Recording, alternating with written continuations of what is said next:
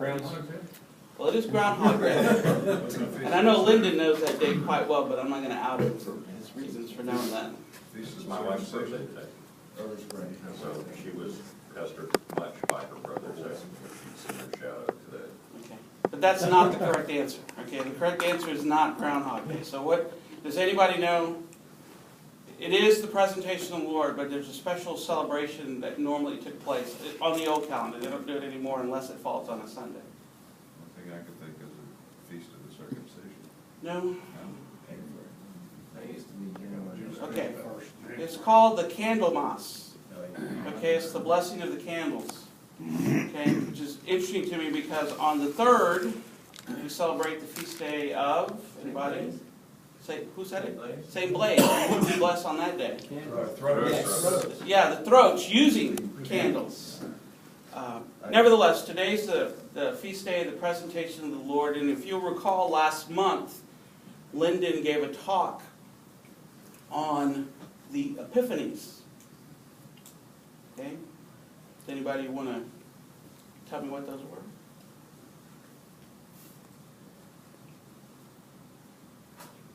How about just one of them? 4 Sundays in a row plus.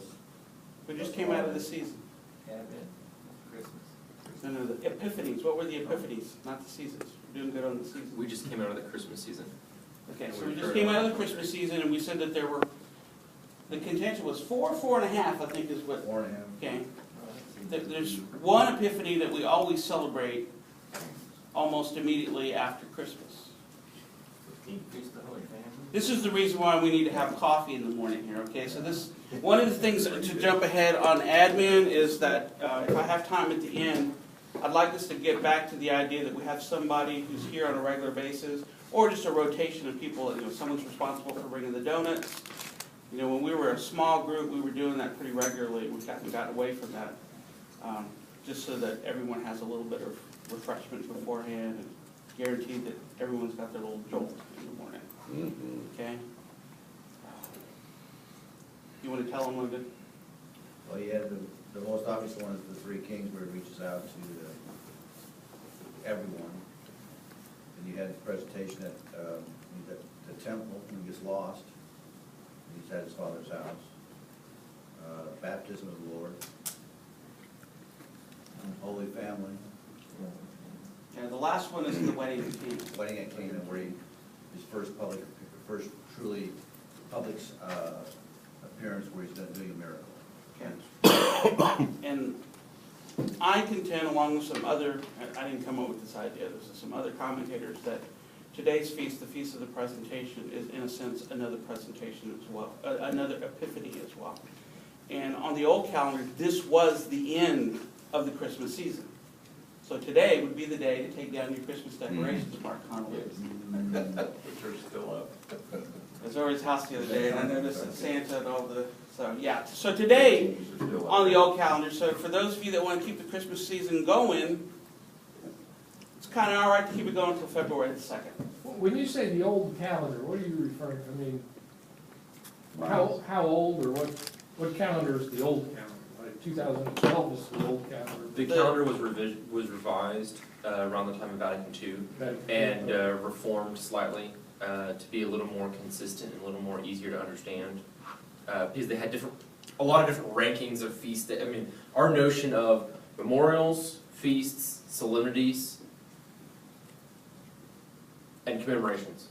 Our notion of just those 4 different types of days, and of course ordinary and privileged seasons, is new. In the old day, it was ranked very differently. Old day pre-Vatican II. Yeah, about 1962. Okay. And so just kind of give a more structure, okay? And then, you know, it also gave permission to local areas to celebrate the saints of a particular region in a certain way. You know, like it used to be that the certain feast days now that we don't celebrate as days, holy days of obligation. And I'm not talking about if it falls on a Thursday after move or the Sunday thing. I'm not talking about that. I'm talking about other days that were in addition to the 5 or 6 that have been minimized to now. anyway, I didn't want that to be the focus of the conversation. What I wanted to say is that the presentation gives us an opportunity to reflect on a couple of things. And those things are, the first thing is that the reason why there was a need for the presentation, first thing I wanted to say is that the presentation occurs exactly 40 days after the Nativity. Okay? And this is in recognition of the old Jewish law that required that families make this presentation of the child in the temple. Okay? And it was not just for the presentation of the child, but it was also for the purification of the mother. Okay? Because the old Mosaic law was that the woman was unclean for those 40 days. No one could touch her. She couldn't touch anyone. She couldn't be around. Well, we all know, or we should know, that there was no need for Mary to be purified. Okay? And that's what the church teaches. But one thing that we can reflect upon in she and Joseph making that journey to make the presentation is that they, even though they weren't required to abide by that law, they did. And when we reflect on that particular mystery on the rosary, when we're praying the rosary, it's one thing that we can reflect upon ourselves is that we also need to abide by the church law, the church teachings.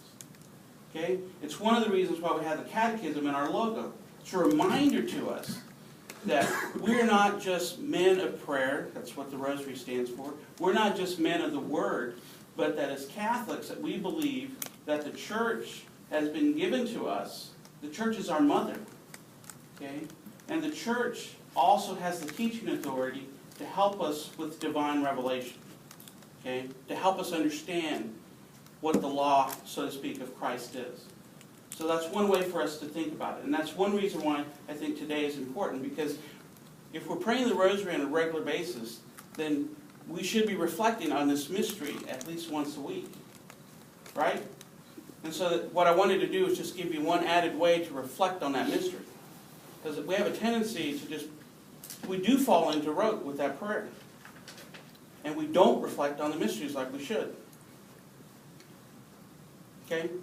And so the second thing I wanted to say about that is that if you'll recall that it's also the fulfillment of the prophecies. Today when we go to Mass, for those of you that are going to go to Mass after this, you'll see that the first reading is from Malachi. And Malachi prophesied about John the Baptist, who was born about 6 months before Jesus. That's the last prophet. Okay? And so again, that demonstrates to us that the unity between the Old Testament and the New Testament. The New Testament, the foreshadowing can be seen in the Old Testament, and in the New Testament we see the fulfillment.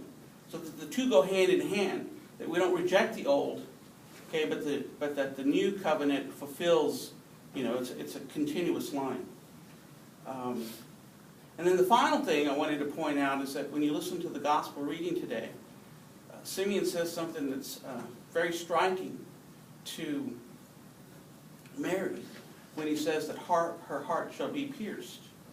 When you see these images of the Immaculate Heart of Mary, sometimes you will see it with a sword through her heart. Has anyone ever seen that image? Mm-hmm. Okay, the reason for that image, it's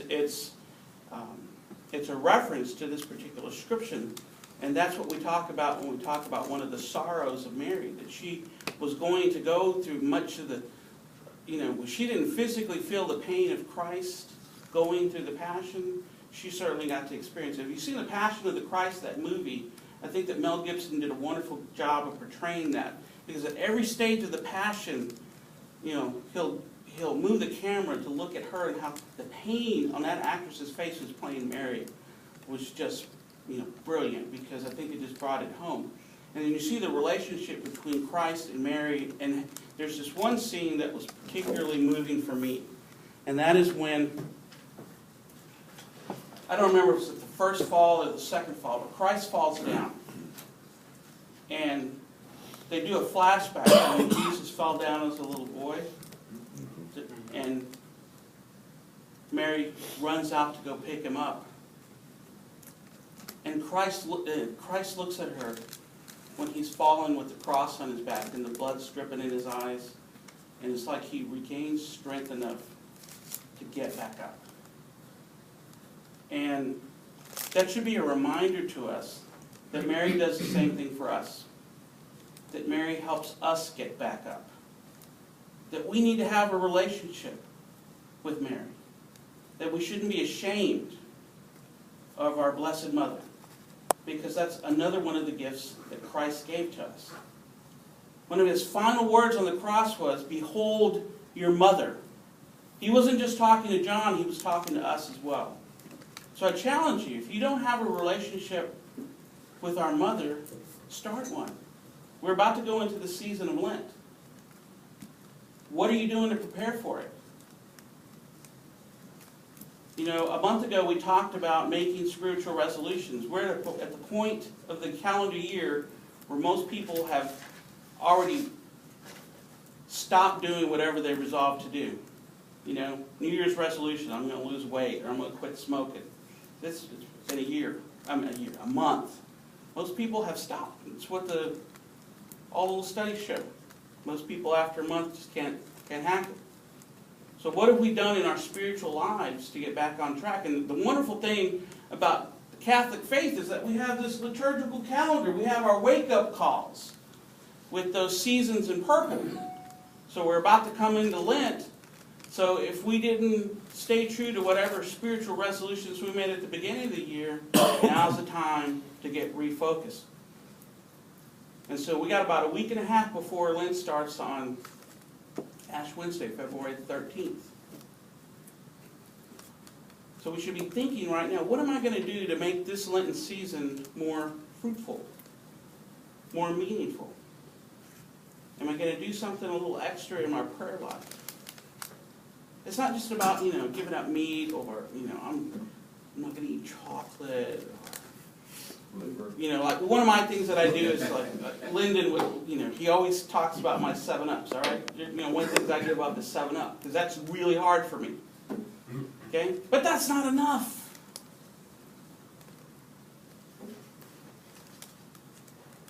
I think that there needs to be a positive component to it. It's not enough to just give up something.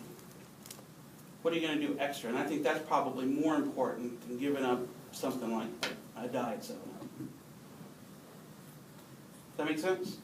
All right. So, what I want to do with the remainder of the time, and I was inspired by the